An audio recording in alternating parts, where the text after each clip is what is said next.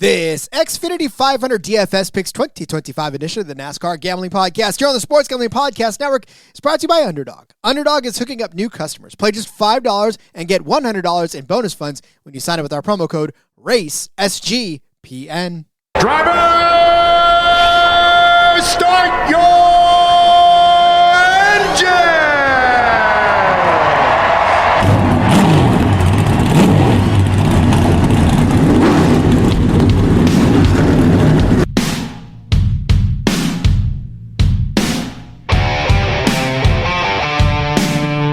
Strap in and pull those belts up tight as the Sports Gambling Podcast Network presents the NASCAR Gambling Podcast. I'm just gonna put my foot on the floor and I'm not lifting till I see God or a checkered flag. My man. With all the news and the best bets for your NASCAR weekend. We want to thank you tonight for these mighty machines that you brought before us. Thank you for the Dodges and the Toyotas. Thank you for the Fords. Lord, I want to thank you for my smoking hot wife tonight, Lisa. In Jesus' name, boogity, boogity, boogity. Now, here are your hosts, Rod Villagomez and Cody Zeeb.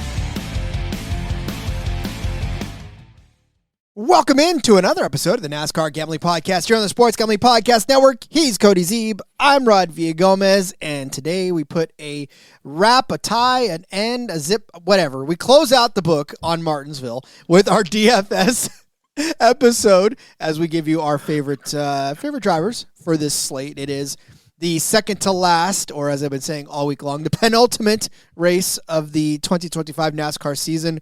This week, Cody, we determine the final championship four in each of the three series. But more importantly, we just kind of end a very interesting, very entertaining, and profitable 2025 season.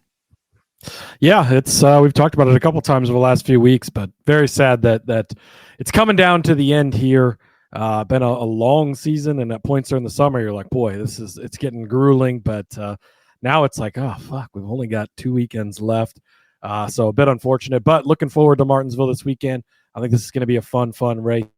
Phoenix next week, I think we're in for really good championship four races, probably across all three series. So already looking forward to that, no doubt. But, yeah, I'm excited for a little Briscoeville this weekend, Rob. Little Briscoeville. That's, yeah, obviously, if you have not yet gone back, listen to the betting episodes from each of the series. We definitely dig deep into some of the drivers that we believe are going to do well. Obviously, a lot of the playoff drivers are represented, as we talked about it, where, you know, in these races, especially late in the season, we pretty much see the cream of the crop rise to the top, and that includes those 8 playoff drivers, and a lot of those names, as you see them highlighted in the scoring pylon, are all out there and essentially in the top 10. So what that means for DFS purposes, Cody, and both you and I were sort of grumbling as we were making our DFS picks for the week. It feels so chalky, and DK and all these DFS sites know it, and so they're going to price it as such. And, you know, it makes it a little difficult to try to determine any more value than you get. Yeah, it definitely makes it a little tricky, and I think that it's okay to be chalky this week. I think that chalk is the way to go. Typically at Martinsville, especially in the fall race, it ends up being very chalky. I think that's going to be the case this week. So don't be afraid to just, you know, sometimes it's like, you can play that guy, but he's going to be so chalky. You want to be different. Obviously, as you diversify, you're going to have to make yourself different. But in a general sense, just kind of play some of the chalk. I think that's going to be okay. But that being said, yeah, maybe a couple of these guys we're going to give out near the top tier of things aren't what you would consider chalk, but maybe they should be. Yeah, and I've got one in particular that we didn't really bring up in the betting episode. We talked about him briefly because obviously you have to talk about him, but I think this is the best way to get in on the action on one of them. Let's first check in with the chat real quick. Marcus saying hello, asking what everybody's picks at Martinsville. Marcus wants Christopher Bell to win. That's a shock. Did not see that one coming. No, obviously you predict him to win the round of 8 and the championship in 2025. Stephen Harvey checking in saying, hi, Marcus. Haven't seen Stephen before. Welcome to the show, Stephen. I think we've seen him, but been a while. So good to see you, Stephen. Glad to have you here. And he's picking Ryan Blaney. I feel like he's in good company. There you go. You guys, I think, are on two pretty good drivers this week. I think we are indeed. Speaking of being on pretty good stuff, NBA tipping off this week. Make sure to subscribe to the NBA Gambling Podcast for daily picks podcasts, and you can tune in to the NBA Gambling Podcast wherever you get your favorite podcast. And believe me, those guys are cranking out content left and right. We think we're busy. They've got a lot to break down each and every day on the NBA Gambling Podcast. Yeah, absolutely. Very busy over there. And, hopefully the coaches and players aren't completely cheating you out of money, or maybe they won you some money. I don't know. Did you see that story today, Rod? How could you miss that story? And, yeah. Boy, that's hey, they said Chauncey wasn't betting on his own team.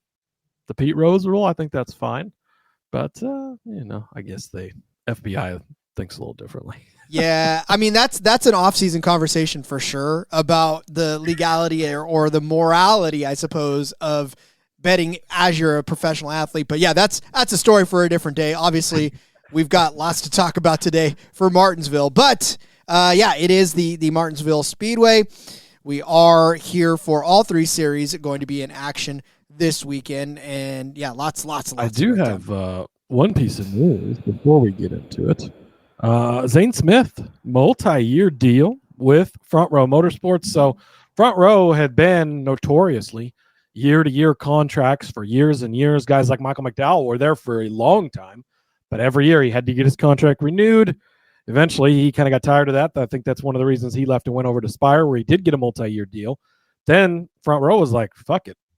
Todd Gilliland, here you go, multi-year deal. Going to lock him up, put him in the main car in the 34. They brought Zane Smith back, of course, won Truck Series Championship a couple years ago with them. Tons of races back in the day there. He left to do the Spire deal. That didn't work out. Or I guess that was a Trackhouse deal, but racing for Spire, that whole convoluted thing. Didn't work out. Comes back to Front Row. He's found a home here. He's had a great season. We've talked about him a ton this year, especially on this DFS episode. But even in the betting gets, he's definitely made us some money. So good to see him get locked down for a couple multi-year deal there. So Front Row is kind of locking in people. I don't know. I feel like Gregson was a multi-year deal when he signed last year, but I don't recall for sure. But they've got a pretty young core of guys.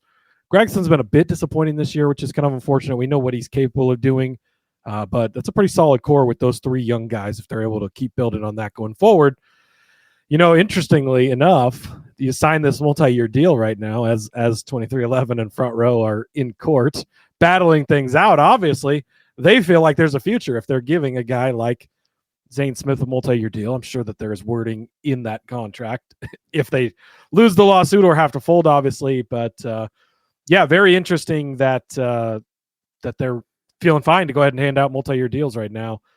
So must be feeling pretty confident in the results of this, or even if it doesn't go their way, in continuing on as a program. And good for Zane Smith. I mean, obviously, we did sing his praises a lot in the Truck Series, and we have seen some pretty solid runs out of Zane and competitive runs. I guess that's really what you're looking for in the team, and I know Front Row wants to continue to build on that. And, yeah, locking Zane in is a good start to that. And I do look forward to talking about Zane Smith, pretty much a majority of next year, hopefully in these fringe top 10 bets and or some group bets, or maybe a couple of super speedway discussions as well. I know silly season's getting cranked up already, and we haven't even finished the season.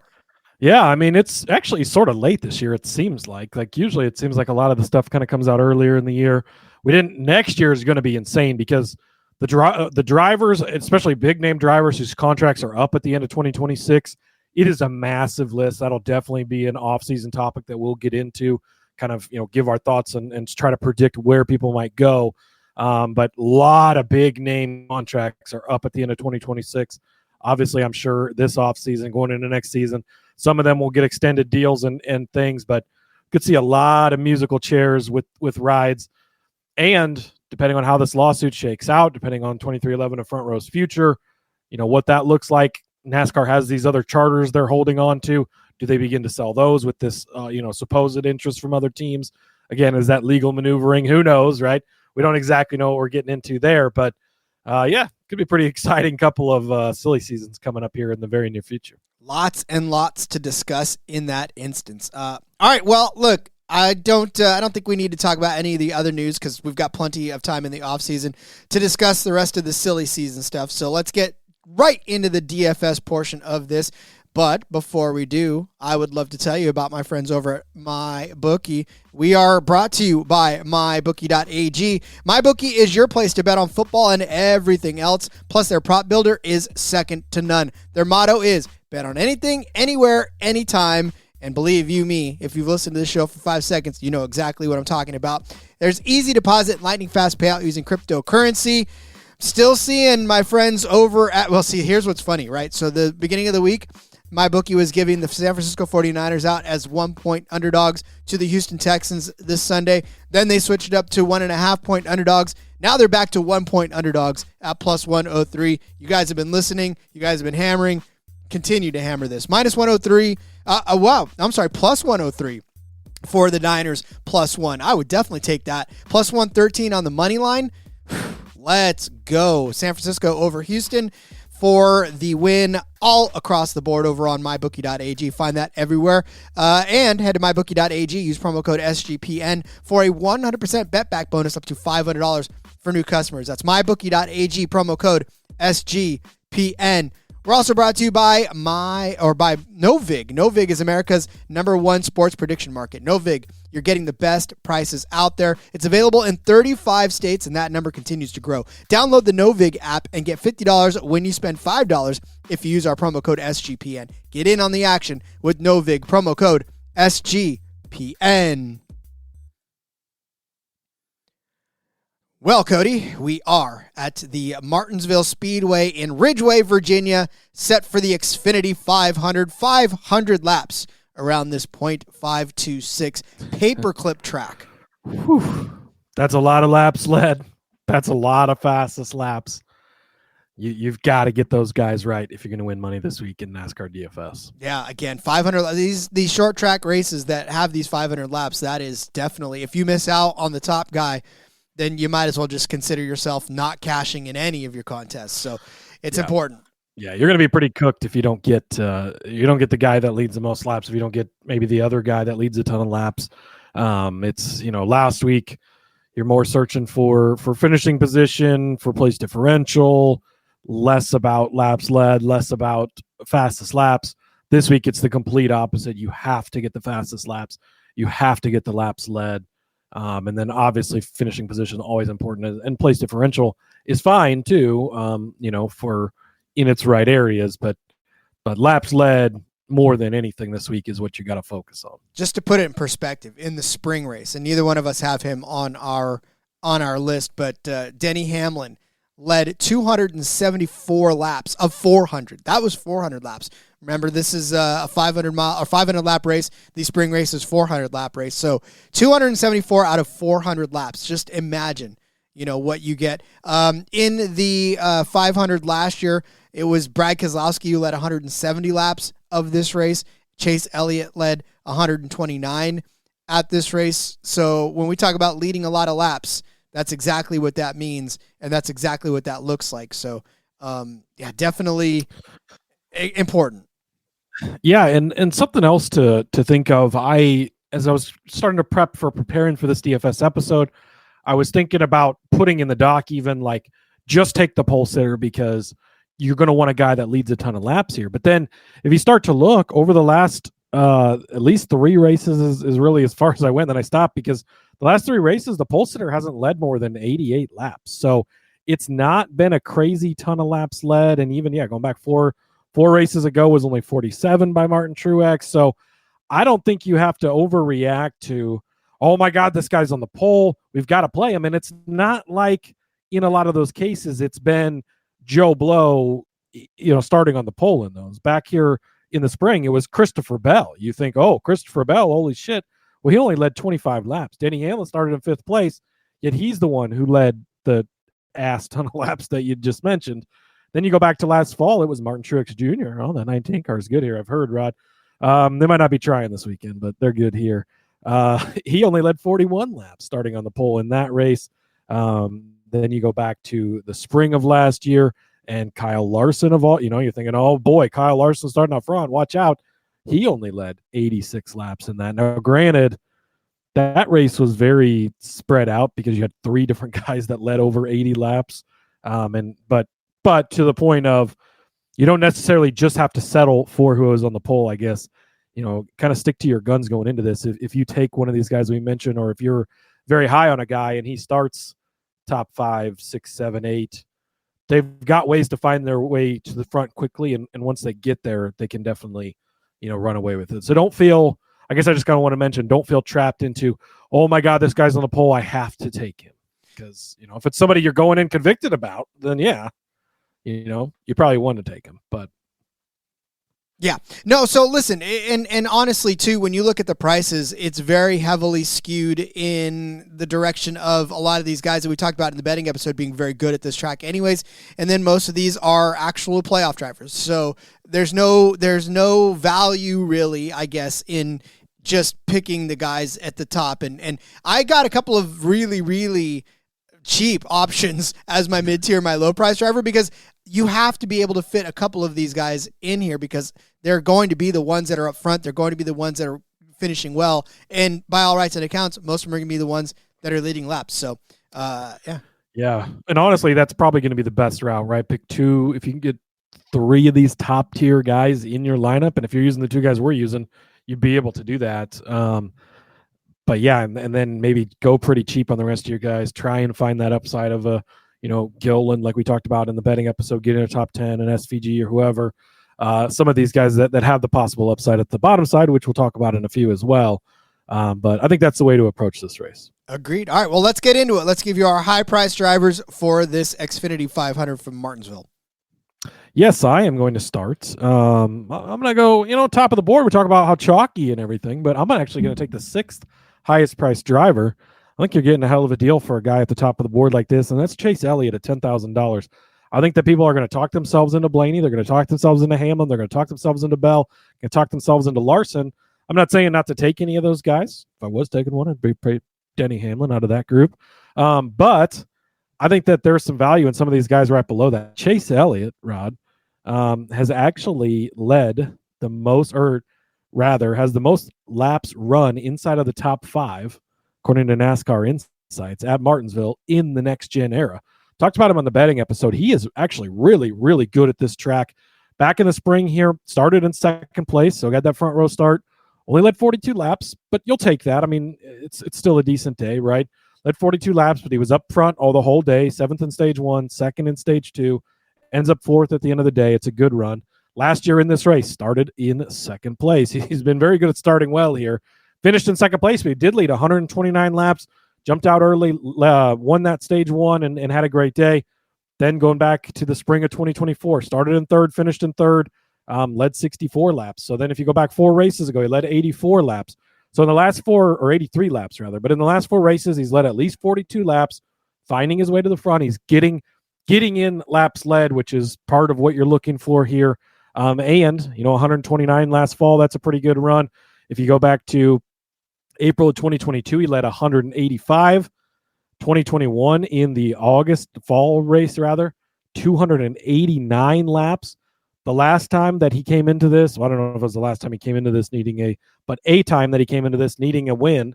And if you remember, we set this up yesterday in the betting episode, but he's 62 points below the cut line. He has to win to advance. That was the case in 2020. Started in 8th place, led 236 laps, found his way to the front, got that win, and got himself into the championship and won the championship that year. Chase Elliott, to me, is a guy, if you think of all the guys on the grid, probably the least emotional guy there is. Almost robotic, right? He's just always there. He's never too happy. He's never too sad. He's never too emotional. He's there. And in a situation where we've got to come in here, we have to do what we need to do. We have to go win this race. They know that. He's got a very experienced crew chief. I know Alan Gustafson gets shit from myself, from a lot of people all the time. He's a very good crew chief. It's been around for a long time. They're very good at qualifying well here. He's going to start near the front, and he's going to lead laps in this race because he does every single time they come to Martinsville. Give me Chase Elliott, $10,000. Yeah, and again, I kind of echoed that in the betting episode as well, in that, yeah, especially the price that he's at, too. That gives you the flexibility to kind of double up on the high-price guys if you can find yourself somebody to sort of, dip down on. But I do like that, because when we look at the top of it, and especially when I took my high-price driver into consideration, when you look at the top of the board at who's priced where, Blaney's at $11,200. Obviously, he's got to win to get in. It's a desperation move for him, so that's why he's probably going to be rostered pretty highly, because he's going to be going for the win. Denny Hamlin is somebody that is perennially inside of the top 5 when it comes to points in this race, especially fantasy points in this race. Had 151 in the spring, 103 in the 74 in the fall of 2024, and then 58 before that. So Denny Hamlin, another guy that if he gets out and he leads a bunch of laps, he's going to be totally worth the price. But if he doesn't, then he's going to be in that 5th place realm and kind of taking a chance on him. So I'll dip down to Joey Logano, somebody that not a lot of people are probably going to be on. But I think this is the only way that I feel comfortable getting in on Joey Logano, because for DFS purposes, I don't need a specific place finish. I don't need him as a top 5 finisher or a top 3 finisher. Obviously, he is going to be jockeying, and I know it's odd year Joey Logano. I get it. I'm part of that narrative that sings his praises in the even years and stays off in the off years. But for DFS purposes, it doesn't matter, right? We don't need a win out of him or even a really high finish. We just need a good, solid DFS day like he gave us in the spring, where he got his 50 points, right? He started 7th, finished 8th, had 27 fast laps, actually led 13 laps in that one. In the fall, he got us 38 points. That was the 12th highest output on the day of 2024. But in the spring of 2024, 72.95 points, started 6th, finished 6th, 31 fast laps, led 84. Joey Logano, the 5th most fantasy points getter in the fall of 2023 with 52.6, started 15th, finished 5th at 8 fast laps. And then in the spring of 2023, the 5th place guy in terms of points, 63.5 points to be exact, started 15th, finished 2nd, had 5 fast laps, led 25. So I talked about Denny Hamlin being into that 5th place range, and that's kind of where he is in the top 5. But Denny Hamlin, is $11,000. Joey Logano is only $10,200. So you're taking a pretty decent dip down into the low 10,000s for Joey Logano with about the same kind of consistency. Maybe not the same kind of upside, right? He's not going to jump out and get you 100 points is Joey Logano. But if we're talking somewhere between the 5th and the 7th best driver in the slate, or 5th to 9th best driver in the slate on a consistent basis on this track, I will take that, because 10,200, not a lot of people, especially in GPPs, not a lot of people are going to be trying to roll Joey Logano. It's just they're going to be trying to fit in the Blaneys and the Hamlins and the Loganos, and the Larsons rather. So yeah, give me Joey Logano, 10,200. Yeah, I'd consider myself one of those people. He's not going to be one of the guys at the top of my list of wanting to grab. So, to your point, you can make yourself different. And again, it's going to be chalky, yes, but chalky can still spread across those top 8 drivers. Really, I mean, that's really what we're looking at when we say chalk, is we think those 8 drivers are probably going to be pretty much above everyone else. I think that those guys are going to be top 15 all day long, top 10 all day long, maybe even, barring somebody having an issue, obviously. And that's obviously part of why they've gotten to this point, right? Yes, but at this type of track that lends into the chalk. So you've got to pick and choose between these top guys. Logano's not going to be very high on a lot of people's lists because, it's an odd year, but hey, they're going in the thing that I think could really work out in your favor in the DFS thing is they're going to shoot their shot. If there is an opportunity with this tire wear, with the way cautions fall, with fuel, whatever it is, they'll shoot their shot and stay out, lead a ton of laps. They'll stay, whatever. And suddenly you're going to be looking near the end and you're going to be like, fuck, Joey might have a shot at winning this, right? And it's just going to be like, even if it didn't seem like it most of the day, that's a chance to get a bunch of DFS points and I do think be different from a lot of people. So I like to play for that reason. Yeah, and Logano's 38 points behind the cut line, which means he's going to have to race smart, get points, and, really what we talked about in the betting episode on all 3 series, the best way to do it, just to win. The only way to sure yourself the next round is to just go out and win. And in the Cup Series, especially, those 4 below the cut, I mean, again, barring catastrophe for Larson or Bell, you're going to need to win in the Cup Series. Indeed. All right, well then, who are we naming as our mid-tier drivers for this slate? Yeah, this is the guy you talked about on the betting episode. You stole him from me because I was definitely going to if you hadn't. So glad that you saved him for me on the DFS side of things. Bubba Wallace at $8,000. I think he's the perfect mid-tier guy to play this week. Not too expensive, saving a little bit of money. Tons of upside, though. He has been really, really good in the next-gen era at Martinsville here. He finished 3rd place in the spring. Not a lot of upside when it comes to laps led. He's not done that a ton. I mean, he led 6 laps in this race last fall. 23 laps one time in the old car, fine. But you're probably not going to get a lot of laps led, although I think he is capable of it. And the way they've been running this year, I wouldn't be shocked to see it. But this is mostly looking for the finishing position upside, and I think you have that with Bubba Wallace. 3rd place here in the spring, was 18th last fall, so you'd like to see it be a little bit better. But 4th place last spring, 11th, 9th, 8th, and then 16th in that inaugural race here in the next-gen era. But he's been pretty good here, and even back in the old car, even with the 43 car, Richard Petty, 11th, 13th place finishes, had a 16th place finish in his first start for 23-11 here as a brand new team. That's the race where he led 23 laps. So, but you put on top of that just how well they've been running lately. And I know he didn't make it to the round of 8 here. He did get cut out barely. He probably should have, right? If it wasn't for Denny Hamlin beating them, where was that? It was Kansas, right? Where he got the better of him. Or was that Kansas? Yeah, that was Kansas, wasn't it? No.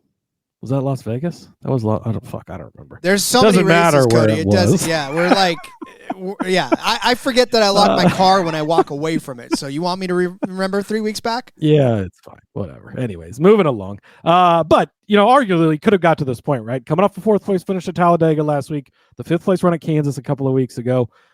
He's had some good runs down the stretch. Watkins Glen, Indianapolis, Dover, Iowa. 6th place finish at Iowa, which is there's no real comp to this because it is its own thing, right? It's the smallest track we have outside of Bowman Gray. But yeah, he's been good this year. He's been great at Martinsville in the past. That 6th place at Iowa is definitely a good reflection of things.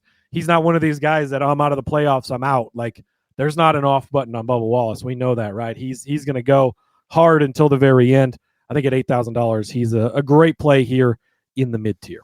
Yeah, I definitely had talked him up on the betting episode a couple days ago too, so I'm with you on Bubba. And like you said, and I think that's about the best way that you could put it. There is no off switch for Bubba Wallace. There's no relax now that we're out of the playoffs. There's no just kind of a button where he's like, okay, well, the relax button. There is no such thing. Anytime he gets in that car, he's proving to himself, he's proving to everybody that he belongs there. So I think as far as DFS and even betting, I think he's a really good play this week because there's so much upside for Bubba Wallace. So speaking of upside, you talked about him in the betting episode, and I most certainly love him for DFS purposes and probably on the lowest end of the mid-tier that we've probably ever been in our life. SVG, $5,900. Nico, where are you at? SVG, $5,900 is my mid-tier driver. And it's not coming with a heap of positive stats to back me up on this one because we all know that this is not a road course, therefore SVG is not the favorite, and he probably won't go out and lead you a ton of laps. But here's the thing about him. His upside is 50.7 points that he got you in the fall of 2024, where he started 29th, finished 12th, and had 6 fast laps. He was inside of the top 10 in overall point getters in that fall race of last year, that fall race of 2024. The thing about it is this, right? We all know that SVG is king of the road courses, and I said this yesterday 2 days ago in the betting episode, when it's like all of a sudden he's like Happy Gilmore learning how to putt. Once he starts to put together these ovals, it's over for everybody, right? And that's kind of where he's leaning right now. He's not quite there yet, but 11th at Talladega last week. He had a bad crash in Las Vegas where he finished 33rd, but he actually started in 13th in that race. Kansas, top 10 finish there.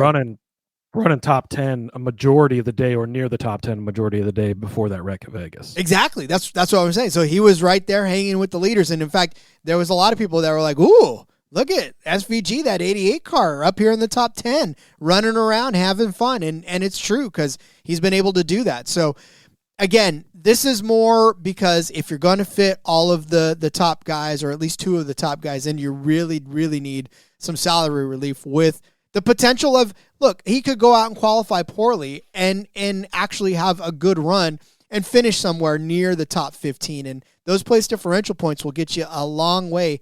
It could even get you 50 points. And for $5,900 to get you 50 points, that's a really good return. So I think SVG is a good dice roll this week. Yeah, there's a lot of things that just line up really well for him here. The consistent braking like a road course, right? You get into that rep 500 laps of speed up, slow down, brake, speed up, slow down, brake, speed up, slow down, brake. There's possibly nobody better in the sport at the rhythm of that type of thing than SVG is, because he's so good at that type of thing. It's going to be quick. It's going to be repetitive. He's going to find that rhythm. And as he finds it and settles in, that's going to pay big dividends for him. The potential higher tire wear we might get with this left side tire that's supposed to wear more. Who's better at taking care of their tires than SVG? Denny Hamlin, maybe, but that's a pretty short list, right? He's near the top of it. Yeah, I love this. When we gave him out on the betting episode 2 days ago, 22-1 for a top 10. A lot of places he's down to 5-1. Was it? I think it was Nico posted in the Discord. Did you see the cash out they've offered him? Like almost doubled his money already.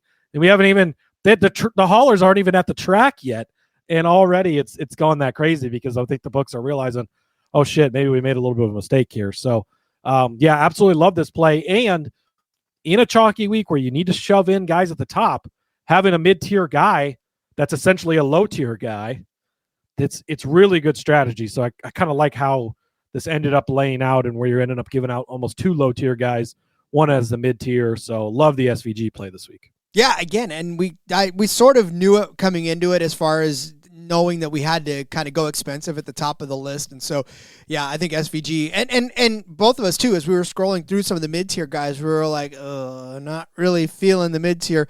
I mean, okay, listen, let me just read off a couple of names, and this is my reaction to it, right? Like Ty Gibbs, Brad Keselowski, Chris Buescher, Kyle Busch, Austin Cindric had one. Like, we're talking, these are the $7,000 guys, like $7,800 for Ty Gibbs, 76 for Brad, 75 for Chris. It's like none of them made me go yay. You know, it was not really a good selection this week.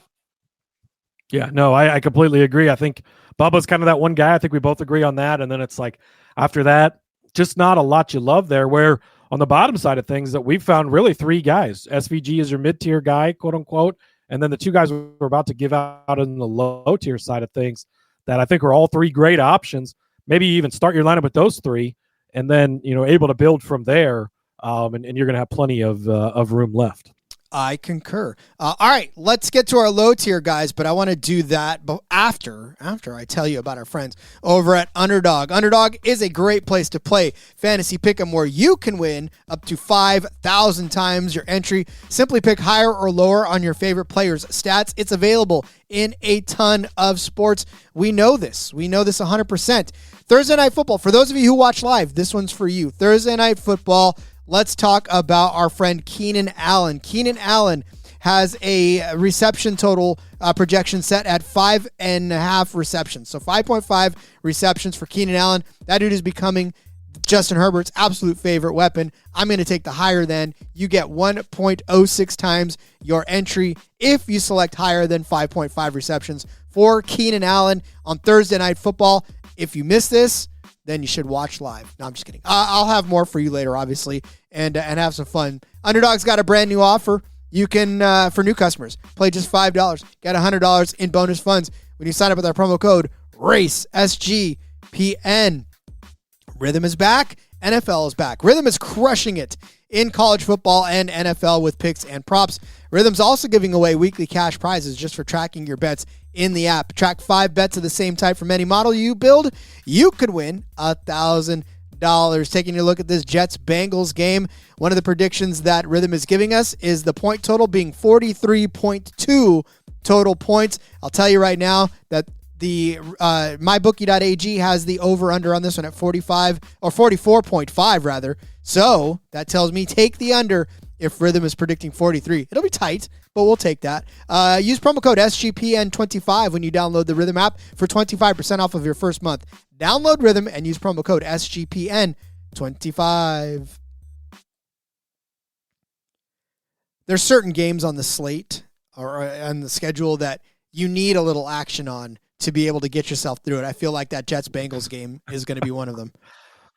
Yeah, absolutely. We had a couple of those last week. It was was it Jets-Dolphins played, and then I don't remember. There was two just like the only way you're going to be looking at these games is if you have action in the games, which that's what makes betting and fantasy and all that stuff so much fun because it keeps you interested in those games that really from a football aspect maybe aren't the greatest. Just ask the NBA. All right, let's dip down to our low tier drivers because, like we said, too soon. Like you said, we need some low price drivers to fit in some of these higher guys. So who do you got? Yeah, we do. And Todd Gilliland's the guy for me, $6,400. I know he's a guy we've talked about a lot on this show in particular over the season, but you look at what he's done at Martinsville. He's been really, really good here. So he's got 7 career starts, all in the next-gen era. Came here in his first start, finished in 30th place, so not the greatest of days. But since then, a 13th, a 25th, a 10th, a 13th, a 26th last fall, and a 10th place. So 4 of those 6 starts, he's been 13th place or better. For a guy down the board at only $6,400, that is high upside that he provides for you. And really, that's, kind of the majority of the thought process here. You could also look at what he's done this year. Cashed that top Ford for us last week with the second place at Talladega, of course. But down the stretch, he's looked pretty good. 21st at Las Vegas, 17th at the Roval, 12th place at Kansas, 19th at New Hampshire, a short flat track there. 24th at Bristol, a short track. Finishes of 11th at places like Daytona, 6th at the Brickyard 400. Just kind of had some good solid runs throughout the entire year. You go back, 12th place at Kansas, 11th place at Texas, 10th place at Martinsville in the spring, of course, 14th place at Darlington, 17th place at Phoenix to open the year, 10th place at Coda. Like, it's been a pretty solid year. We just talked about them upping Zane Smith and continuing to build this base of drivers they have. Gilliland's been a solid driver. You're getting their A driver at only $6,400 when he's a guy that week after week kind of just delivers for you. And Martinsville has kind of been a place where he's found a lot of success 4 times, finishing in the top 13 in the last 6 races there. That's pretty solid for a guy at this type of price point. Again, when you're trying to save as much money as you can. So give me Todd Gilliland at $6,400. Absolutely love it. I'm on him for a top 10, and I believe that will be good enough to get you a nice solid return on your $6,400 investment. Saw some fun little retorts back and forth between Ricky Stenhouse and Kyle Busch this past couple of days, where I guess there was a crash report that came out. Kyle Busch was high up on that list. So funny. Yeah. If you did not see it, it is worth mentioning. So Auto Racing Analytics tweeted out the drivers most often involved in crashes in 2025, and tied for second on the crash rate is Kyle Busch. And so Stenhouse quote tweeted it and said, "Crazy to think the guy that gave me the nickname Recky Spinhouse is on this list," because Kyle's the one who kind of coined that. And he's now, they've switched roles, Rod.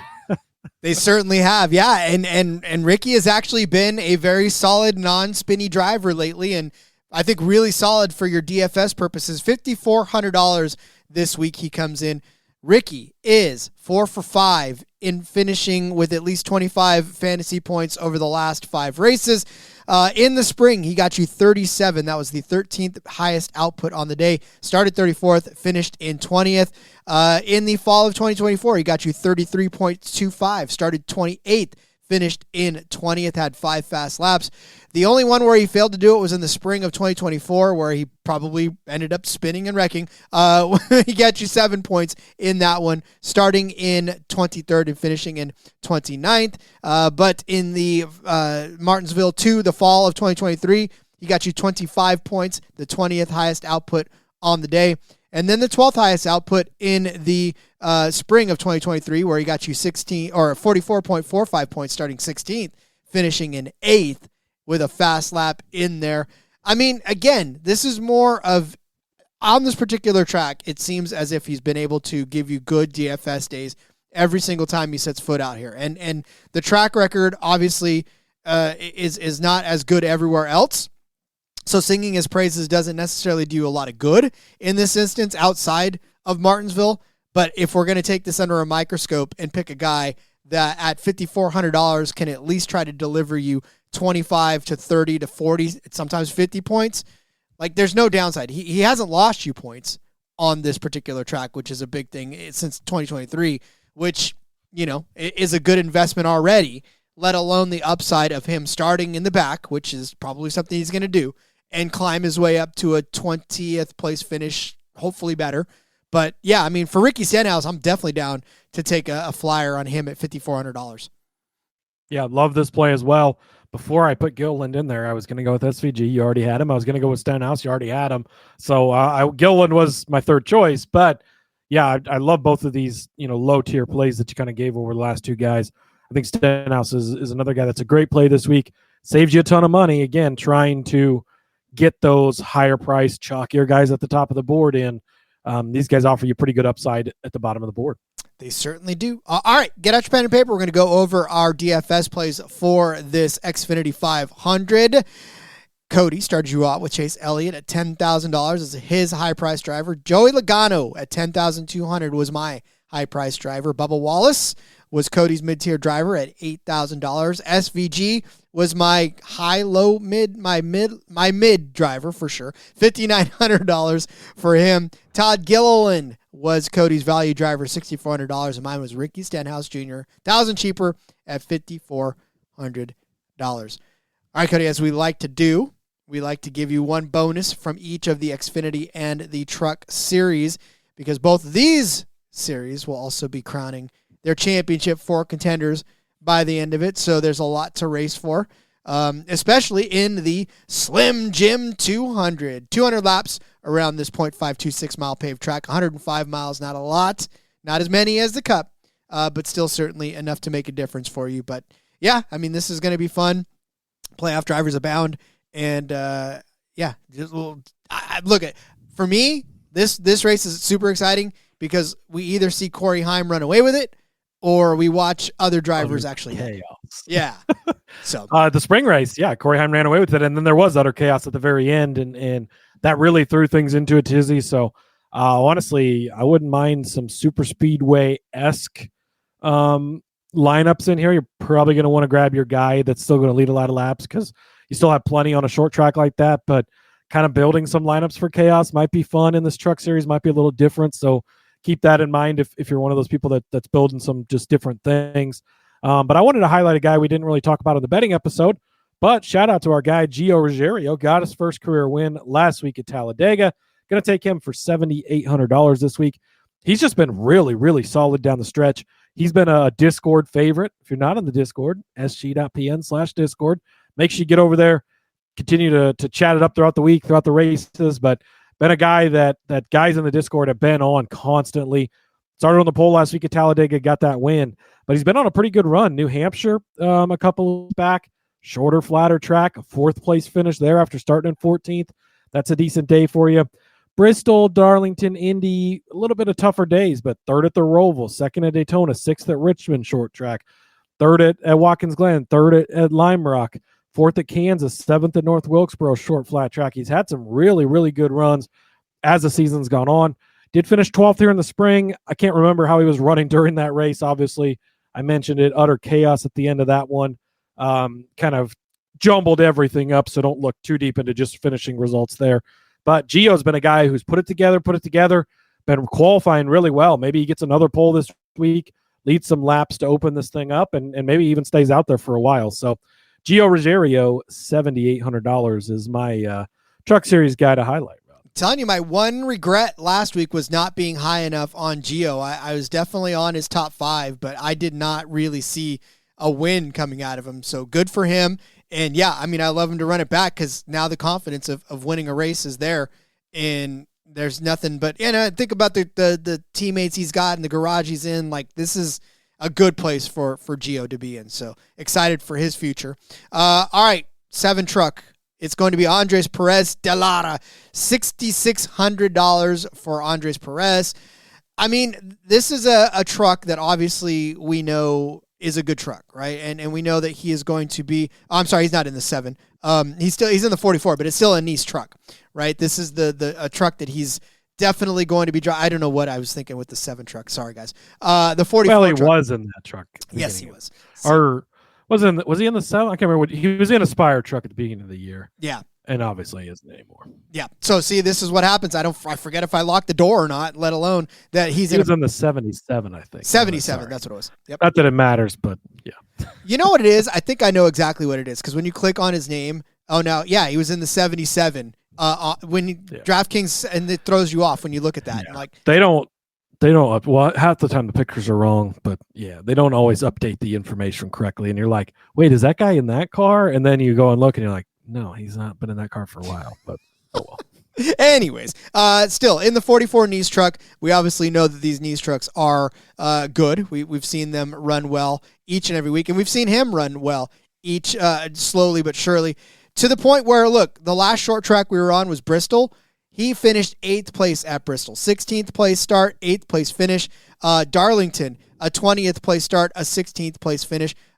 Just Lime Rock, he finished 17th after starting 10th. Unfortunately not the best, but that was in the 77 truck, which he was in the 77 truck earlier in the season. But last week at Talladega, 22nd place start, 17th place finish. In terms of DraftKings points, like, look, 45 points is what he got at Loudon, right, when he finished 8th place there. So just a fantastic day there. And you're only paying $6,600 for that 44 truck for Andrés Pérez. And again, like I said, when you're looking for value, when you're trying to fit some of these higher price guys in there, if you want to go top heavy with Heim and Riggs, like Heim is $13,000. You need somebody who's not going to be lower than, to round out your roster, right? This is crazy. $13,000 for Corey. Lane Riggs is $11,000. So like $11,000. It's just crazy to think that these guys are so expensive. So you need a little salary relief. And I think if you're looking for good upside, Andrés Pérez in that 44 truck gives you exactly that. Yeah, I actually really, really like this play, so I will completely back you on it. Yeah, it's not somebody we talk about very often either. Like we've not talked about him much at all. We can't even remember what truck he was in. Yeah. But good play this week. That'll do it. Yeah. All right. Well, I don't feel the need to go over both of those for you because it wasn't like it was that long ago. Just hit the rewind button if you forgot. Yeah. If you forgot, look, if you're like me and you lock your car and you walk away and you ask your kids, "Hey, did I lock my car?" Yeah, they're already tired of that question. Go back a couple of seconds, but. Wow, Cody, that'll do it for Martinsville. We'll put that one. What are we gonna do? Are we gonna do the Xfinity or no? Oh, Jesus H. Christ! Yes. See, you see what I'm at. This is. Oh my God, it's the end of the week. No, you didn't lock your car yet, Rod, because the show's not over. All right, Cody. Xfinity Series race is also racing here.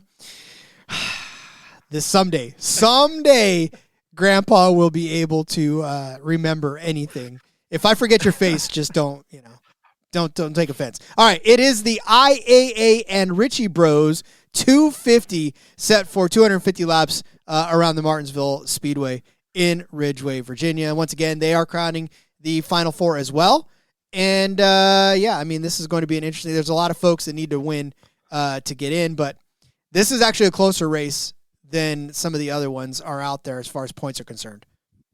Yeah, so this is what Kirk Herbstreit felt like all those years trying to corral Lee Corso. I swear to God. Doing the right thing and saying the right thing. Oh, boy. This must be what the booth feels like with Terry Bradshaw now. Like, this is – they're like, Terry, but Grandpa. Just look right here, Terry. Just say what this says. Don't say anything this doesn't say to say. Rod, read the prompter, Rod. Read the prompter.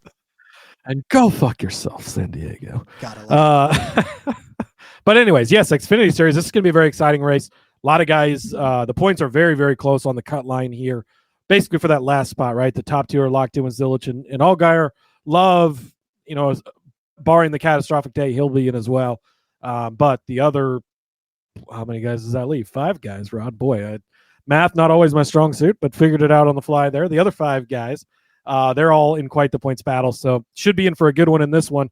Somebody who's not battling for points, he's already locked into the Owners' Championship in the next round. I think he's going to run away with this race, and the more and more I look at it, the more and more I love Aric Almirola this weekend.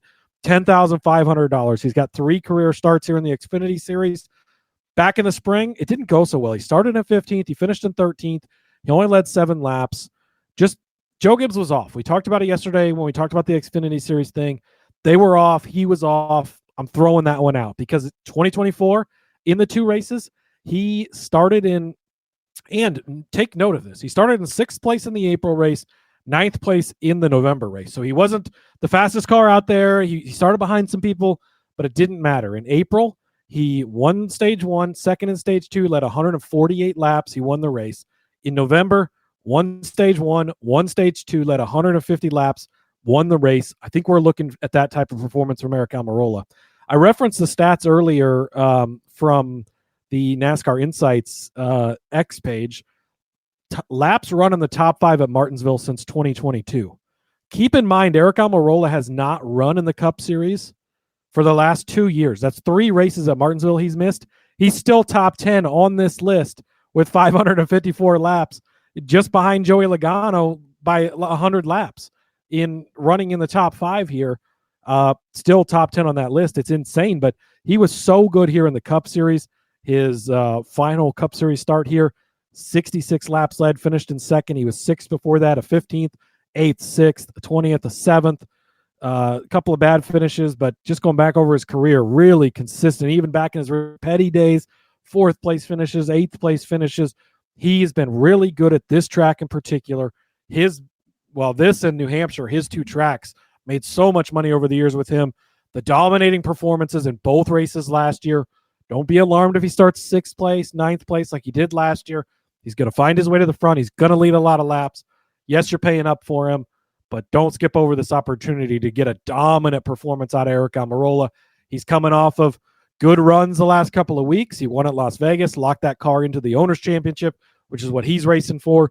He doesn't have to worry about points or anything this week because he's already locked into that. Go out and run at one of his best tracks throughout his career in a fast car. Sounds pretty easy to me. Give me Aric Almirola near the top of the board, but worth the price at $10,500. He's already he's been in vacation mode and not vacation mode at the same time, right? Like anytime you see an interview with him, it's always so relaxed. Yeah, well, and that's at this point, you're living the dream, right? You got to be the Cup Series guy, Cup Series regular for years and years in the Cup Series, had a solid career. You got some Cup wins, just you were always consistent. You had your partners that kept you in good rides, all this stuff. Now you got to hang out with the kids. You got to hang out with the wife.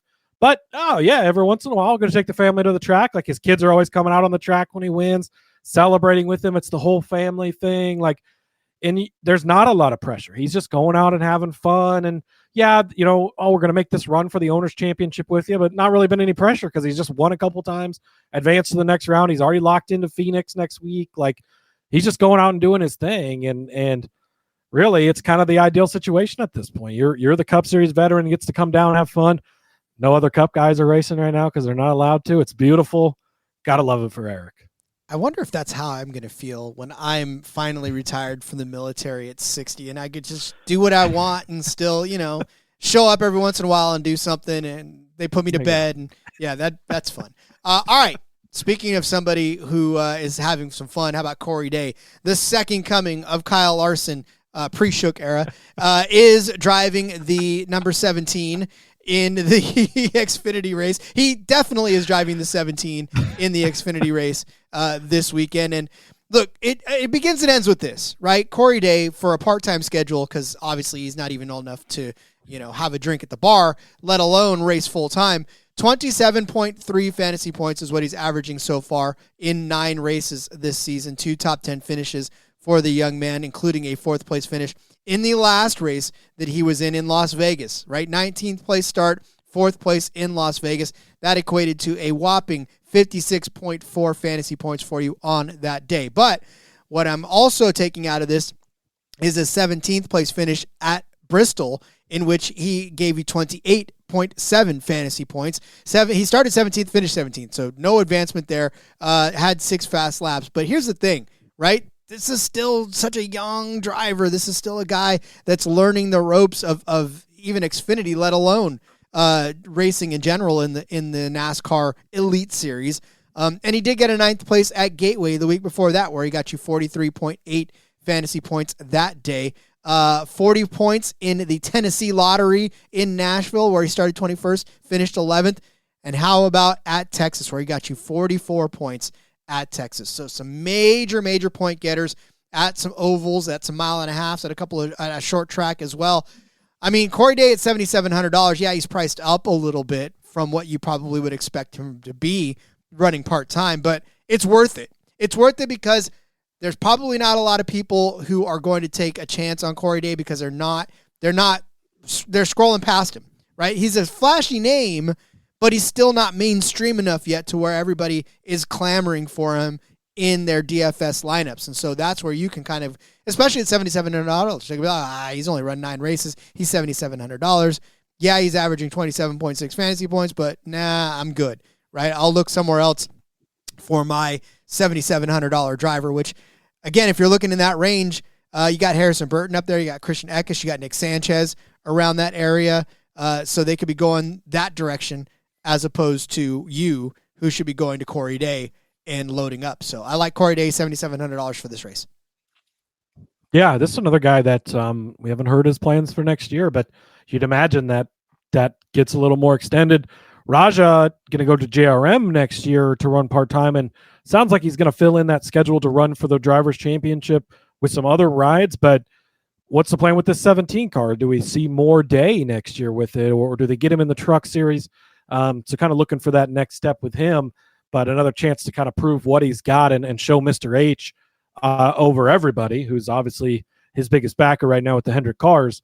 Obviously Kyle Larson too, but what he's got at this level and what he can continue to do. He's had some good runs lately, so I like the play. 19 years old, from right up the road, actually, from me in Clovis. That's so insane. He was born in 2005. Almost his birthday, too, November 28th. But all right. Well, happy birthday, Corey Day. We'll say happy birthday on November 28th. All right, now. Okay, Rod. So at this point, we're finished with all the series. So if you want to go ahead and wrap the show up, that'd be great. Thank you very much, Cody. I will definitely take that lead. All right, get out your pen and paper. Something's going to happen, and you guys are just going to have to roll with it. Cody, in the Truck Series, gave you Gio Ruggiero, $7,800 as his driver. I said Andrés Pérez. Now they backed up earlier for no reason. Yeah, seriously. $6,600 for him. And then for the Xfinity race, Cody gave you Eric Almirola, $10,500 for his driver. I said Corey Day at $7,700 is mine. Well, we made it, much to the dismay of many people listening. But we are here at the end of the race now. Now we're at the end of the week. Now, guys, you can start your weekend. Now we've made it to that point finally. Yes, but yeah, good luck to everybody this week at Martinsville. Enjoy it. Only 2 races of NASCAR racing left. There's still some F1 stuff out there, Rod. We'll have to talk about that here in the upcoming weeks with no NASCAR and other fun stuff. But enjoy these last 2 weeks of NASCAR DFS, NASCAR betting. Let's go have a good time.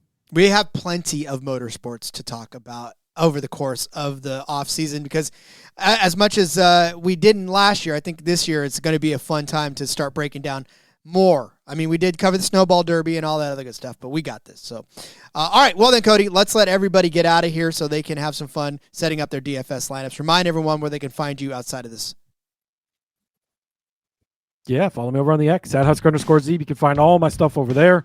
Thursday Night Football, if you're listening to this before tonight's kickoff, I've got an article over at sportsgamblingpodcast.com with some of my best bets for that.